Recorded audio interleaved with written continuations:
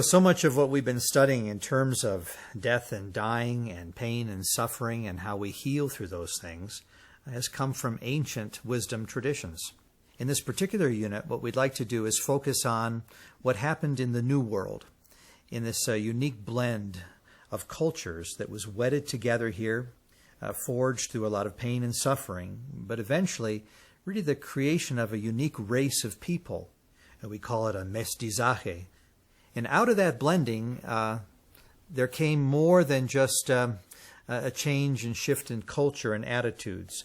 These two almost opposing worldviews forged a new, interesting perspective on understanding some of the deepest realities and mysteries of life. And one of the places where you really see a distinctive contribution is in their understanding of death.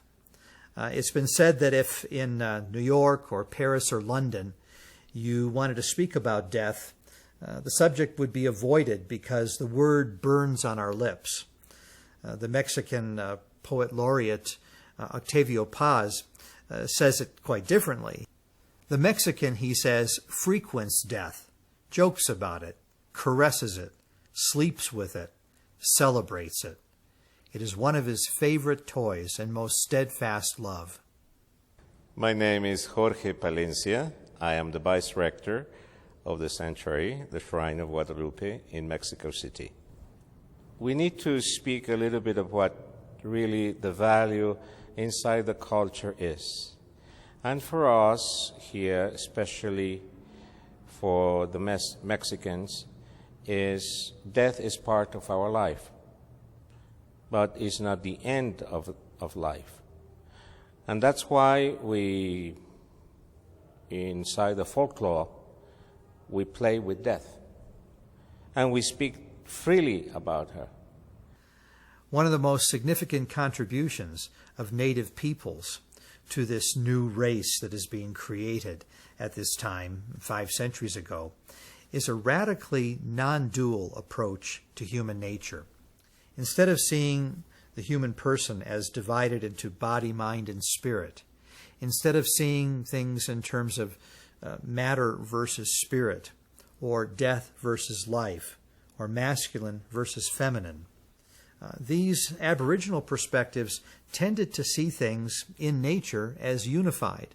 There are differences, but underneath those differences, there's a great mystery and a great unity. Our Lady of Guadalupe appeared in 1531 in a time of turbulence in Mexico where the Indian tradition was disappearing as a consequence of a violent conquest. When she appeared in a hill that after the war was all deserted, just cactuses and rocks were there. And suddenly he heard some birds singing, and for the Aztec tradition, the Mexica tradition, birds are a way of God communicating with us. They call it in Xochitl, God talks to us through birds and flowers. In the Aztec worldview, the principal creator god was called Amotziotl, who was both masculine and feminine at the same time. So it leans right into that very non-dual perspective of not only who we are as creatures, but who the larger mystery of the universe is. So Amotziotl, for example, could be masculine on one side of the head, and the face on the opposite side could be feminine. And it's out of that story that the story of Guadalupe comes, because she appears to Juan Diego as this creator force. She would have been a very familiar cultural motif. The way she sang, the music that was heard by Juan Diego during her first apparition, for example, would have been familiar to the Aztec ear. And she could have, because of the way she was dressed in the traditional turquoise garment, which was worn only by the head creator god, she could have been, for Juan Diego, the ancient Aztec mystery of the masculine and feminine together. So the first time Our Lady of Guadalupe gives to Juan Diego to let him know that God is talking to him. It's the bird singing. And he wonders if he's in paradise, the land of our ancestors. And then suddenly he hears a voice, and he sees a beautiful woman surrounded by light. And she starts speaking in Nahuatl, his native language. She tells them, "I'm your mother." That's the first message. I'm your mother. And yet what you find in this mestizaje, in this story that unfolds, is that not only is she the feminine face appearing as a hospice nurse and midwife to Juan Diego, but she also appears as a midwife between cultures. Rather than extinguishing the ancient Aztec Indian culture, which in the time of the conquest is exactly what seemed to be happening, she appears as a motif, as a bridge between the ancient and the new.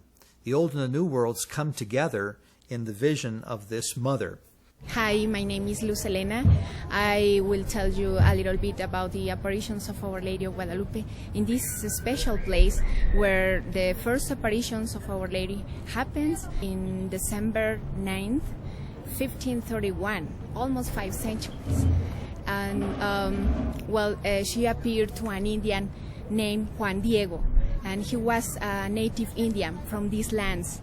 As we know, the Spaniards came here to these lands to make a conquest, right? And the apparitions happened 10 years after the conquest of Mexico.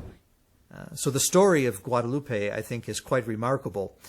Even if a person does not take the story at a literal religious level, I think the metaphor, the symbol, and the archetype of who she is becomes an important point of study, which is why we bring her forward as such an important motif in the second unit. She said, "I am the always perfect Virgin Mary, Mother of the true God, and I want to ask you something, to tell to the bishop that I want a temple here, and to receive all my children, to listen their weepings, their sadness, and to remedy all their problems and sufferings."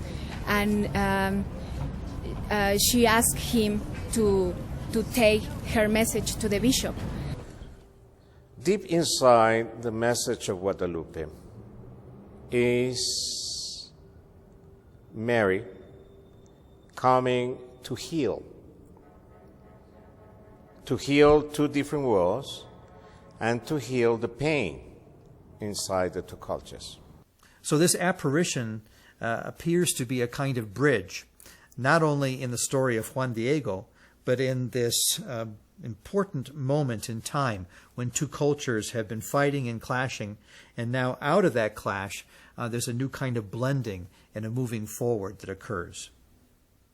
But the teaching from the Guadalupe story that I think is so important here is she becomes a great healer. She becomes one who invites us to see that when we are wounded individually in our own life because of circumstances, because of illness, and ultimately because of death, anytime there's a little bit of healing that takes place in my individual story, I am contributing to the healing of the whole world.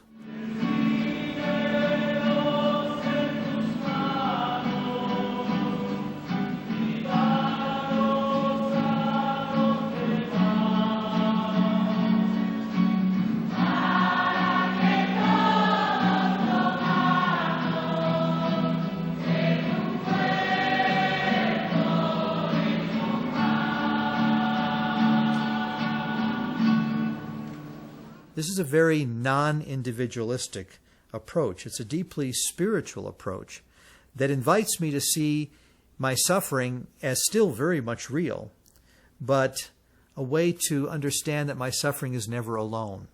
I'm doing that in solidarity with others. In some ways, Guadalupe is a story of world work. She's not only bridging different cultures, but she's also helping bridge that gap that's inside of me when I am falling apart and dying, and at the same time being healed and being made whole. Guadalupe sends Juan Diego to visit the bishop asking for something very special, for a casita to be built.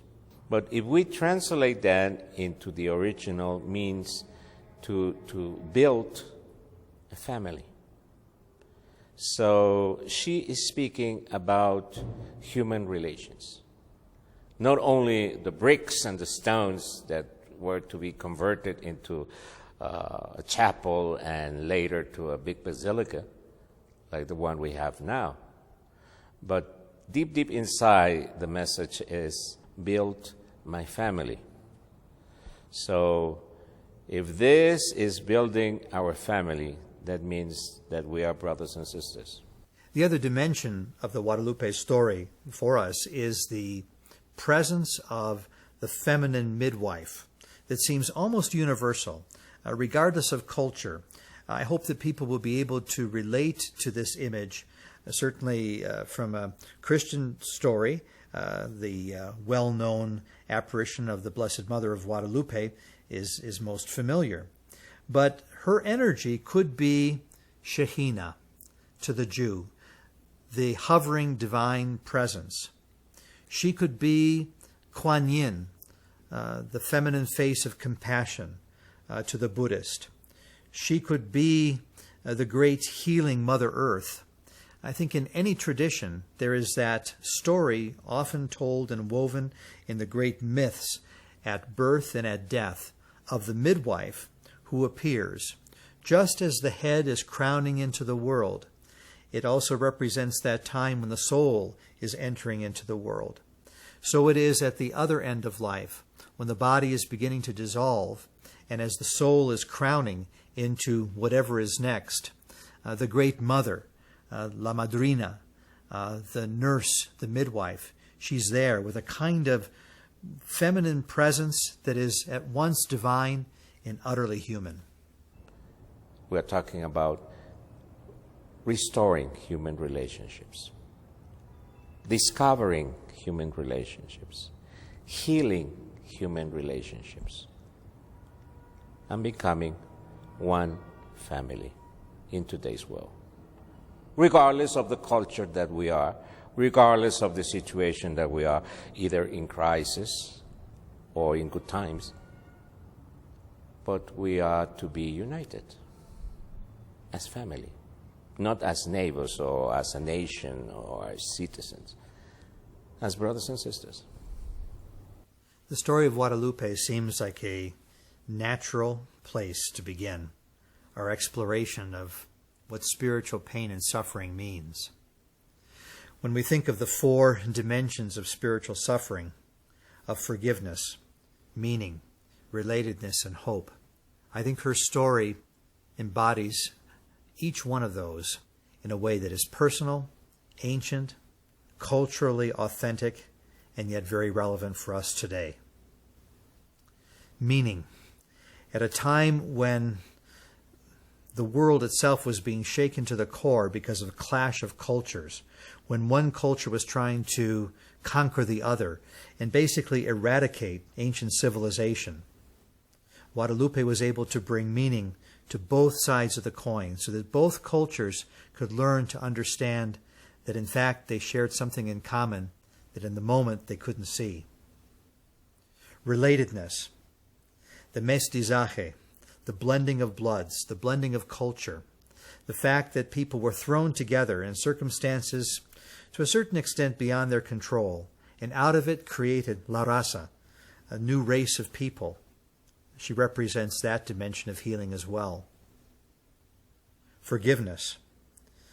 For a people that felt as though everything that they had acquired in terms of ancient civilization building, in terms of spirituality, the Mayan, the Aztec cultures, so much of that seemed to be dissolving.